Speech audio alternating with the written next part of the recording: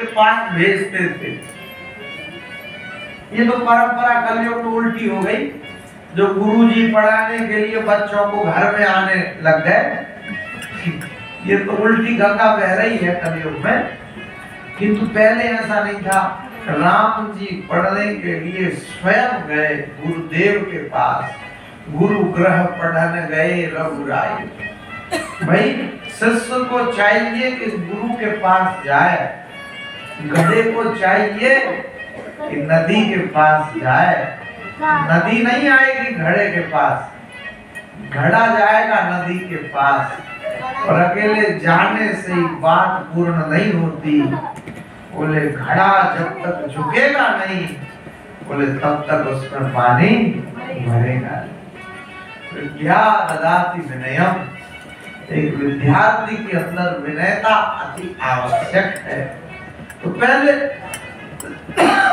बच्चों को पढ़ने के लिए गुरुकुल में भेज देते थे पढ़ने के लिए।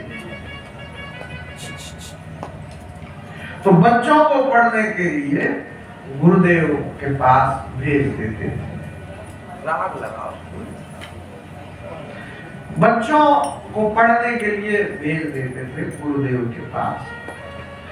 बच्चे पढ़ते थे। और जो बालक का तोतली भाषा बच्चे बोलते तो अच्छा भी लगता बच्चे। तो एक उम्र तक ही अच्छा लगता है। हम बड़े हो जाते बच्चे तो तोतली भाषा बोलते जचता नहीं। कहीं परेशानी आए नहीं आए तो शादी में आती वो नहीं हो पाती। एक बच्चा खूब अशुद्ध बोली, अब कितने रिश्ते टूट गए। घर वाले ने कहा सुनो लड़की देख रहे तो चल रहा है, लेकिन तुम कुछ बोलना नहीं।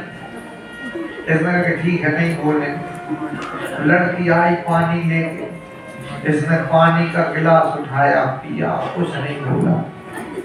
अब लड़की आई चाय लेके, इसने चाय का कप उठाया और जैसे ही पिया तो पीते ही कहता है तलब है तलब है तलब है।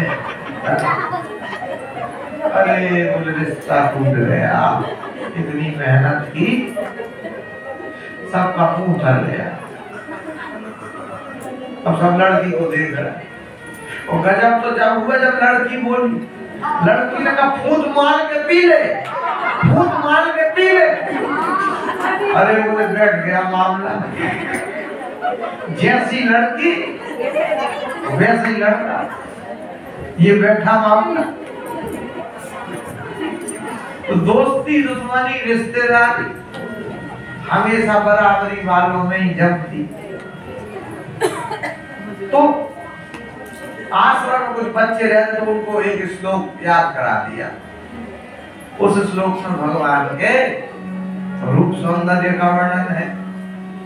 वरापीणं नटवरवपु कर्णयो कर्णिकारं विभ्रतवासः कर्णिकपितं चमारं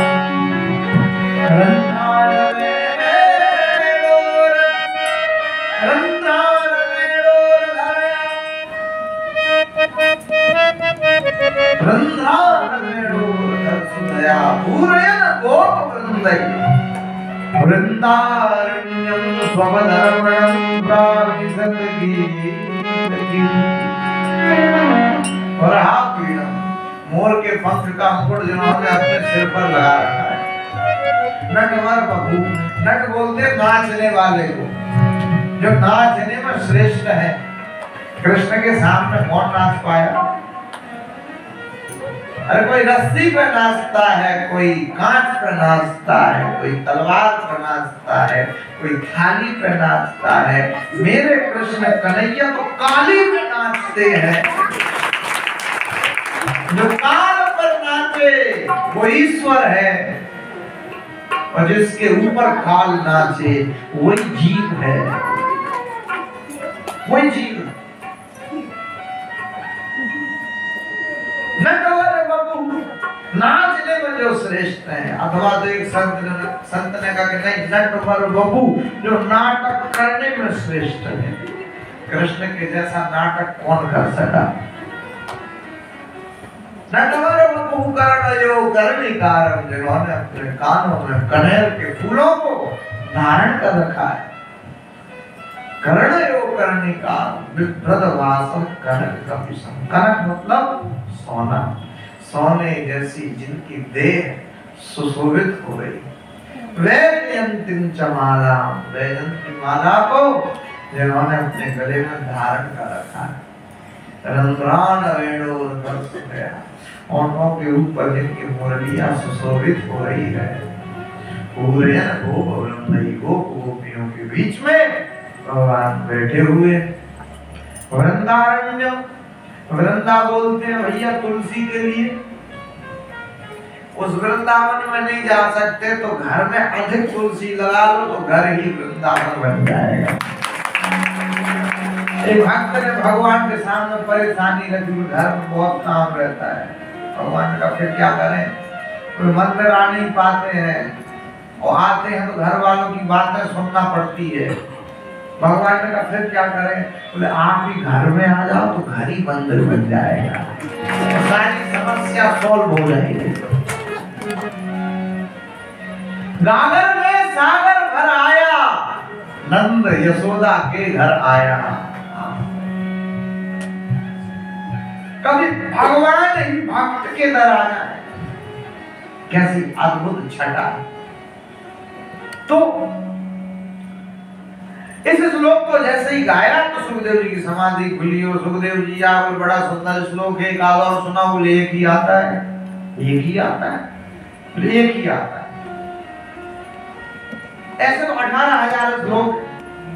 हमारे गुरु जी ने नया ग्रंथ लिखा है, नाम बताओ, मार्केट से खरीद लेंगे, मार्केट में नहीं मिलेगा अभी, बिल्कुल लेटेस्ट है, न्यू वर्जन।